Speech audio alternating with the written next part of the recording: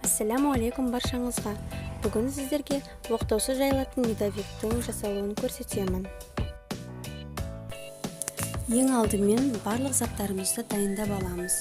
Ол үшін бізге ұн, сары май, жұмыртқа, қант, бал және ас содасы қажет.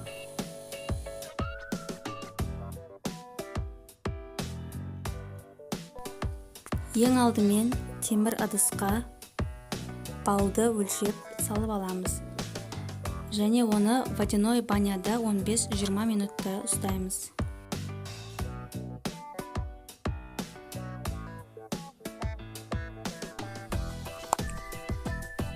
Балдың түсі осындай карамельді түске ену керек.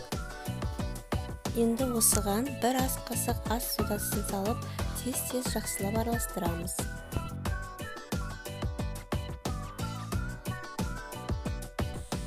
Біздің қоспамыз осылай аппақ болып көпіреді. Енді осыған 180 грамм сары майды салып, жақсылап араластырамыз. Және қайтадан водяной баняға қоямыз. Жақсылап араластыра отырып, 5-10 минуттай водяной баняда ұстаймыз. Біздің қоспамыздың түсі осындай қоңырлау түске енуі керек.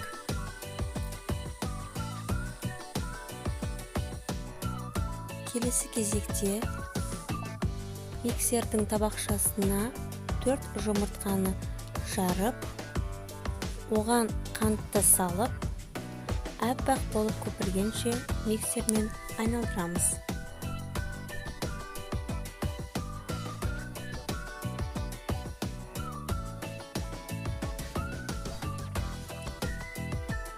Енді осы аппақ болып ұлғайған жұмыртқамызға суытылған балды қоспамызды қосып, орташа жылдамдықта айналдырамыз және жақсылап араластырамыз.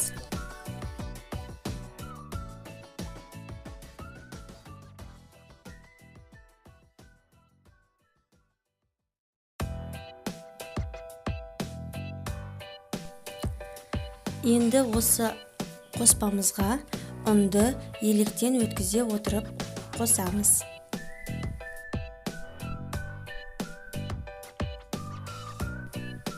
Және миксердің көмегімен жақсылап араластырамыз.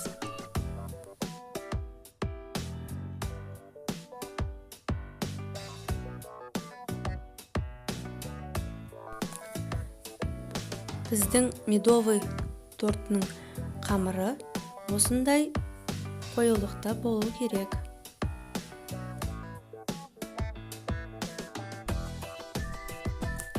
Келесі кезекте диаметрі 24 сантиметрлік формаға пергамент қағазын қойып, қамыр жайылатын орын дайындаймыз.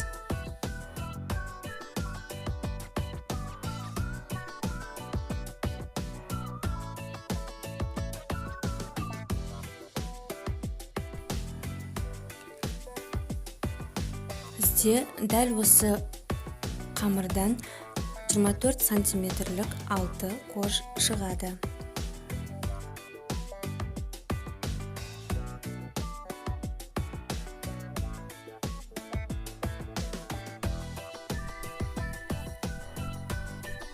Пергамент қағазына қамырды қасықпен немесе шөмішпен құйып, осылай лопатканың көмегімен тегістеп жазып шығасыздар.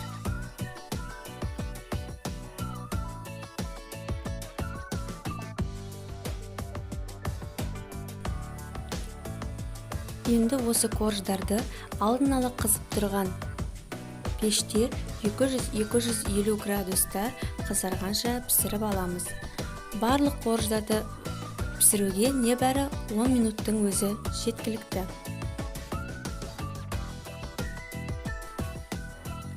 Оқтаусыз жайылатын медовиктің бір артықшылығы өте иілгіш келеді, өте жұмсақ және өте нәзік.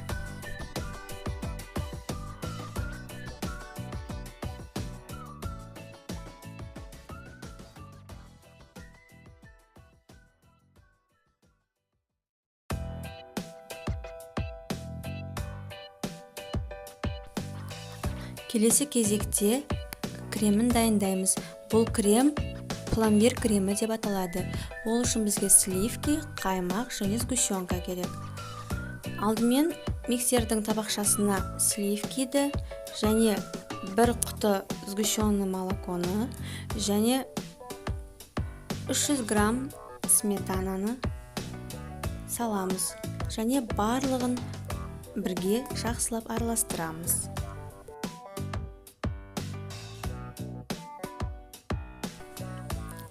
Ескерте кететін жағдай, барлық заттар, яғни кремге қолданылатын қаймақ, сгущенка, сливки өте салқын болуы керек. Миксердің жылдамдығын азынан көбіне қарай жылжыта отырып, қою балмұздақ секілді крем болғанша жақсылап араластырамыз. Ескертетін жағдай, пломбирный креммен торттардың сыртын қаптауға болмайды. Өйткені бұл крем балмұздақ секілді өте нәзік, жұмсақтау крем. Және тағы да айта кететін жағдай, кремді неғұрлым көп миксерлеуге болмайды. Өйткені біздің креміміз майға айналып кетуі мүмкін.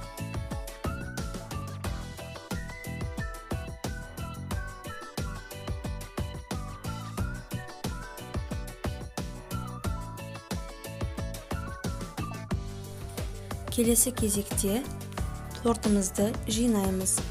Ол үшін корждардың барлығын бірдей етіп, шет-шеттерін туралап кесіп аламыз. Және тортымызды осындай кольцода жинаймыз.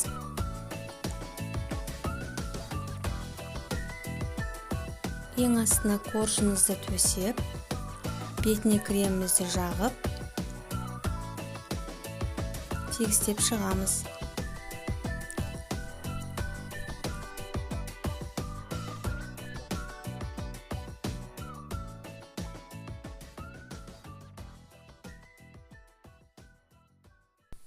Және осындай әдіспен барлық корждарымызды жинаймыз.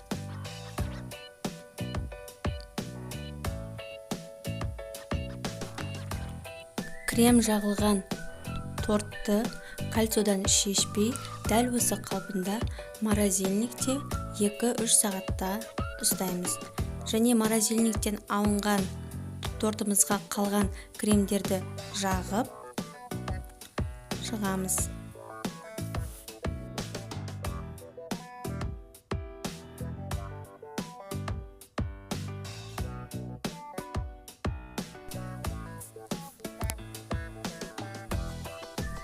Және артылған корждардың үгітінділерін үгітіп, осылай торттың жан жағына жағып шығамыз.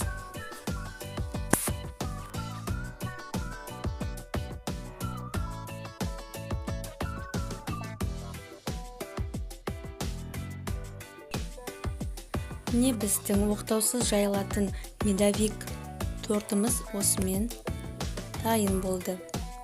Қалауларыңызша сәндейсіздер.